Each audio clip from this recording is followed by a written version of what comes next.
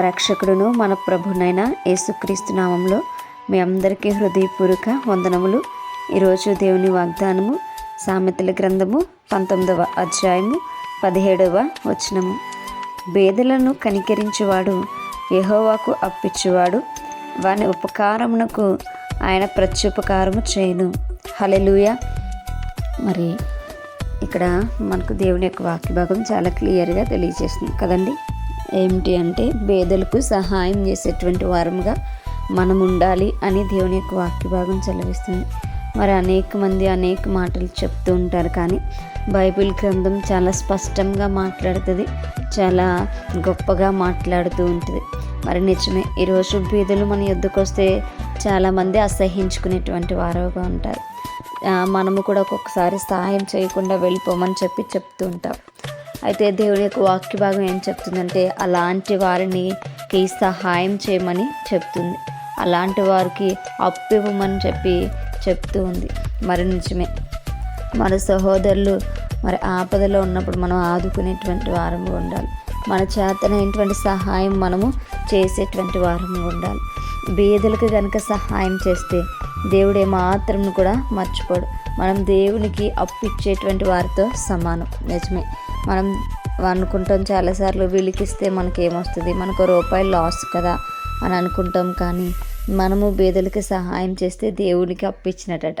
మరి దేవునికి అప్పించినట్టంటే చూడండి, దేవుడు ఎంత గొప్పవాడు, ఆయన ఎంత ఐశ్వర్యవంతుడు. అలాంటి ఆయనకి ఒకవేళ మనం కనుక అప్పించినట్టయితే మనకి తిరిగి ఇవ్వకుండా ఉంటాడు ఆయన. కాబట్టి మనం ఆలోచన అనేది మనం చేయాలి. మరి ఆయన మనం చేసినటువంటి ఉపకారంకైనా ప్రత్యుపకారము చేసేటువంటి దేవుడు. ఒకానొక దినాన దీనిని బట్టి దేవుడు మనల్ని ఆశీర్వదించడానికి ఇష్టపడుతున్నాడు. మరి లేని వాడికి సహాయం చేయడం అనంటే మరి దేవుని యొక్క బిడ్డకు సహాయం చేయడమే కనుక, మరి తన బిడ్డకు సహాయం చేసినటువంటి వారిని దేవుడు మరి అంచెలంచెలుగా దీవిస్తాడే కానీ ఏ రోజు కూడా పక్కన పెట్టేసేటువంటి దేవుడు కాదు.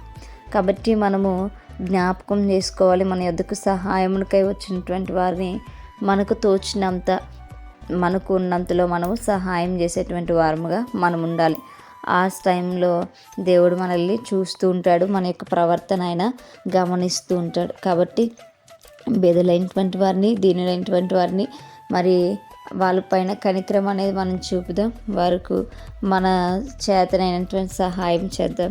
తద్వారా దేవుని సంతోషం మనం పెడతాం. అదేవిధంగా దేవుడిచ్చేటువంటి ఆశీర్వాదాలు కూడా మనం పొందుకుంటాం. కాబట్టి మనము దేవుని యొక్క ఆజ్ఞలు పాటించేటువంటి వారము ఉందాం. ఆయన యొక్క భక్తిలో మనం అందరం కూడా ఎదిగేటువంటి వారము ఉందాం. అనేకులకి దేవుని యొక్క మాటలు వివరించడంలో కానీ, దేవుని యొక్క ప్రేమ పంచడంలో కానీ ఎల్లప్పుడూ కూడా ముందుందాం. అటువంటి కృప దేవుడు మనందరికీ కూడా దయచేయునుగాక. మేము ప్రార్థించుకుందాం.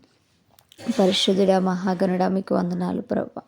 అయితే మీరు చేసినటువంటి మేలులకే వందనాలు. నిజమే ప్రభా, ఆయా బీదలకు మేము సహాయం చేసేటువంటి వారము ఉండాలి ప్రభా.